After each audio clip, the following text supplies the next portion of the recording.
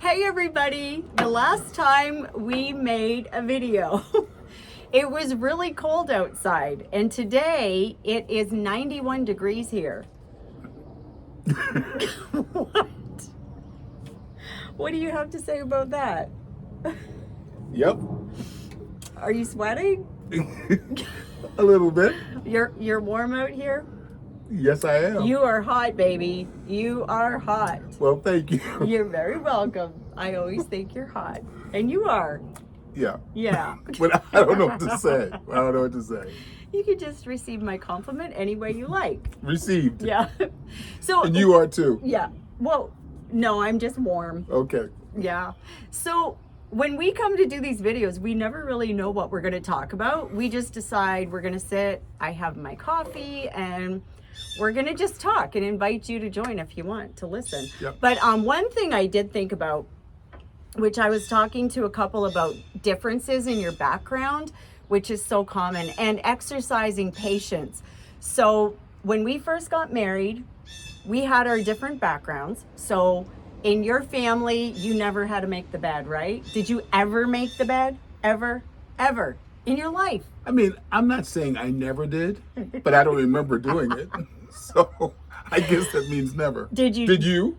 I made the bed all the time. Like, we had chores. Why? Why'd you make it? All you're going to do is get back in the bed again. So it's nice when I get back in at night.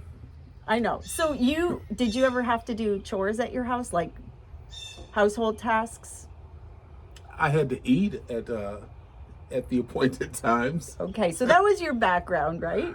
Yeah. Okay. No, I really didn't do those many chores. Yeah. Chores. So, but I did. So when we got married, and when people get married, they fall into their natural roles, right? Right. You just naturally did how you grew up, and I naturally did the things how I grew up. So we came from our backgrounds.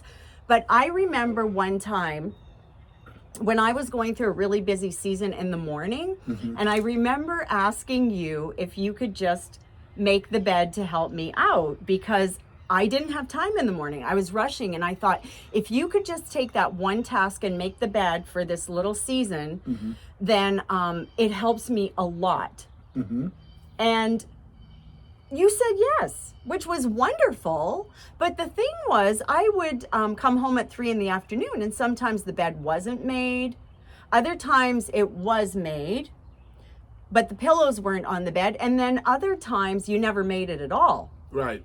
And I had to exercise patience with you. Right. Now, Why didn't you make the bed? Okay, Tell here's my me thinking. why. Tell everybody so why. sometimes if you got home at 3 o'clock. Yeah. I planned on making it at 3:15, so you came 15 minutes early. No, I'm just kidding. Okay. No, fair. No, I didn't. No, I didn't make it a priority. So that means that I will make it eventually. So I didn't make it a priority. Second thing. Eventually meaning like today, tomorrow, the next day. Yeah, okay. All right. The second thing was, I don't remember. I know that. Well, okay. Let me just say this. I always felt, again, this is perception. Yeah. Perception is that you are more of a perfectionist than I am.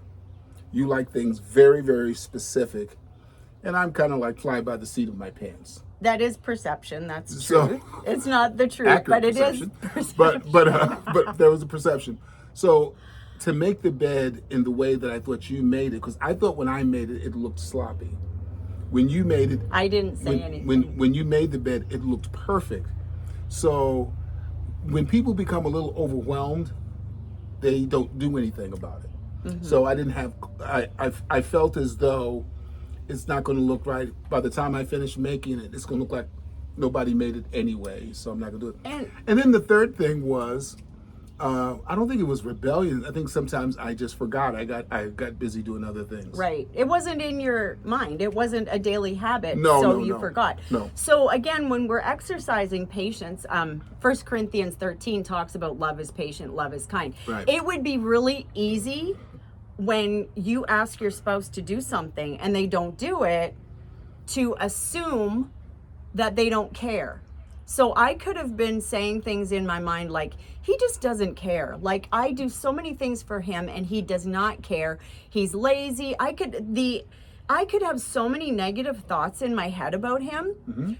But what we have to do, and what is more helpful, is to think the best about our spouse. So think the best. So maybe instead of me coming at you, which a lot of people do, and saying, you know, you never make the bed. I've asked you to make the bed. You know I'm busy in the morning. Why don't you make the bed? Why? You're just lazy. You know, you're on your computer in the morning, you're reading, and I need help, and I asked and you're not helping. But a better way to say... And what does that cause if someone does it like that? You'd probably be a little upset with me. Well, it causes a fight. It causes animosity. It causes... Right away you get defensive if I did that. Defense. It causes pushback. And then I'll start saying all the things I felt that you don't do. Right. And then in the process, what gets accomplished? Nothing. And the bed still isn't made. Right. And we're both mad now. Right. So a better way to do it is for me to believe the best in you that maybe you forgot and it's not your normal, and say, baby, I really feel like it would be helpful if you would help me make the bed in the mornings. I would really appreciate that. Is there like a reason you're not? Like, are you forgetting? Or is there a way I could help you remember if it's just not in your mind to do it? And come at it from a curious angle, like, how can I help you remember? And show them that you believe the best in them, not the worst. So let me give you another example where you had to exercise patience with me. Right. And it helped me to understand how it just wasn't in your mind to do it. Right. And about 15 times later, I've never in all these years now asked you to make the bed. Some mornings you just get up and make it, and if I have time, I make it. Right. But it's not even an issue anymore, because you just had to make it a habit in your mind. Right. So then Alvin came from New York City, where security was really in his mind, like crime was high and everything. I grew up in the country where we didn't even lock our house at night sometimes. We could leave our keys in the car. And Which was unheard of with me. Right. That was totally unheard of. So you're very concerned about security, and you have security cameras in our house. Yeah. So cameras, alarm systems. Yeah. I'm like, oh other man. things. Oh my goodness. Mr. Security. That is correct. So anyway, when we get in the car, if you're driving, you were always going to the app on the phone and setting the cameras. Right. But since you're driving, you asked me, sorry, there's bugs out here. You asked me if I could do that since you're starting the car, getting your seatbelt on. Right. And I said, sure. I would go on my phone and I would set the cameras in the app. I forgot every time. Yes, you did. I start going on Facebook. I put my seatbelt on. I make sure I have water in the car, and I'm looking through my purse. Right. I forgot every time. You know why? Because it wasn't a habit, and it Right. wasn't something I think about on a regular basis. Right. So you had to exercise patience with me. Now, if we would have had the fight about the bed, Right. you could have said, you know, you got mad at me about not making the bed, and now I want you to set the security cameras, and you don't do it. Right. You know, how can you preach at me to do something and you don't even do it? We could have got in such a fight Right. about that. But he understood, and he exercised patience, and about 15, 20 times later, now I never like 40 or 50 times later, but I'm not You're counting. giving me Come grace, on. right? Who counts? Nobody counts. 50, maybe 100 times. It doesn't matter. And how many times do you have to forgive? 70 times 7, right? Have you ever had to did it say forgive that? me? That was in the King James. Have you ever had to forgive me? Have I ever had to? Why are you looking at me like that? 70 times 7. What's that, 490 times? In one day? No. I don't think I even am at like 35 yet. But anyway. No, we've had to forgive each other in different A occasions. lot of forgiving. And at different levels. You just cut me off. You know, but and a different. Do you forgive me? I forgive you. Thank you. I Buttercup. always do. You're the best. And at different levels of intensity, there are certain things. There are certain things that are easy to forgive, and there are certain things that are really, really hard to forgive. Right. You know. Mm-hmm. But there's going to be a lot of daily little things you have to forgive. Like those things. You can really get defensive and take offense and be offended at the little things your partner misses. Because life is stressful, right? And life can be tiring and exhausting. And we just get moving so fast, we forget to take the time to treat our spouse with love and respect. And I think you have to think about why you can become so offended at certain things that may not matter as much. So, for instance, let's say, the whole thing with the security cameras. You're supposed to turn I'm in the car, I'm fastening the seatbelt, I'm getting ready to pull out of the driveway, and I want you to turn the cameras on, and now we're down the street and you still haven't turned the cameras on. And what if I were to get really upset by that? My question then in a situation like that is, why am I so upset about that? Am I upset because you didn't do what I expected? Am I upset because I'm fearful and thinking, oh my gosh, someone's going to break in if the camera's not on for 2 minutes, And I think that those things help you to better understand a process of forgiveness. Because, it's easy to get riled up about things that others may not. So the question is, why is that thing causing such intensity inside of you that it's hard for you to forgive? Now, I know there are some things that are extremely hard to forgive, and we're not belittling that.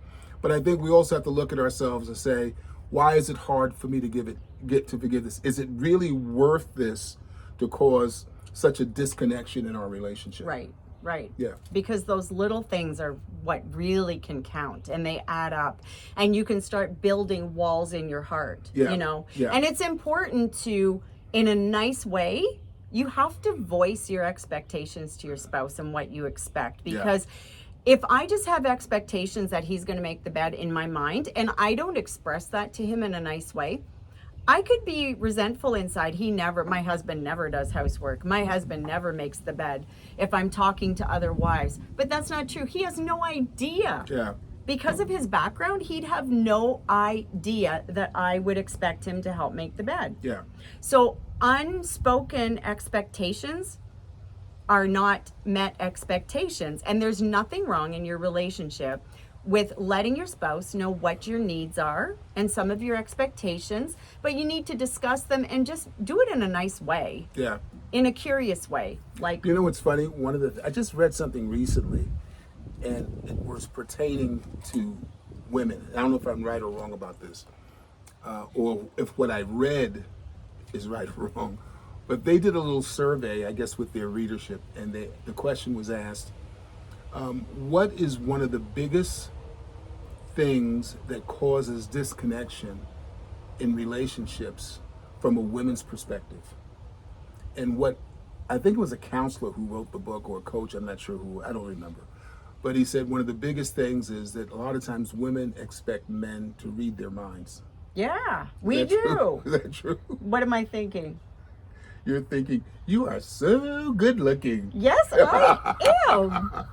You do know how to read my mind. Yes, I can. Ladies and gentlemen, have a good day. No, just kidding. Then you'll know how to read my mind when I need the dishes done. Well, no, I'm not that good. I'm not that good. Oh, you are good. I'm only good on certain days and certain times, and this is the day, and this is the time. This is the day. Yes. Yeah. No, it's true. A lot of women, we do tend to be like that. We do expect maybe our husband to be able to read our minds, and it's not true. What do you think men expect of their wives? You just put me on the spot. You expect me to give you an answer immediately when you want one. I do. Yeah. I'll tell you what I think. Okay. I think men want their wives to be their cheerleaders. Yes. But I'm not wearing a little skirt and pom-poms, so forget it. Forget it. Not here. But we can talk about that later if you want to. I know I don't mind talking about it. You are crazy. No, I think that men want their wives It's to true. be their cheerleaders. You're right. And I think They that do. if a woman becomes a man's cheerleader, and if a man becomes a woman's supporter, I think that you can eliminate so much stress and so much miscommunication in relationships. It's true. If you can think, what can I do best as a man? What can I do best to support my wife? Whether you have small children or whether she's, working a tough job, but she's on her feet all day. And as a woman, what can you do to be your husband's cheerleader? The problem is, it may not be something that you agree with. Right. You know. I'll but tell you. Tell me. Give me an A. A. Give me an L. L. Give me a V. V. Give me an I. I. Give me an N. Alvin. Alvin, you are awesome, Alvin. That's what I've always wanted. You are. No, that was very powerful. You are awesome, and I'm a horrible cheerleader in that way. No, you're anyway, thanks for joining us. We're getting there's a lot of bugs coming around here. Yeah, it I is. had one try to fly in my ear, so. It's because I feel like we're sitting in the forest. That's why. Well, we are, but it's beautiful out. It's beautiful out. Yeah. Anyway, take care, everybody. Bye-bye. Take care, and don't forget to nurture your marriage. It's really important. Yeah, it is. See you later.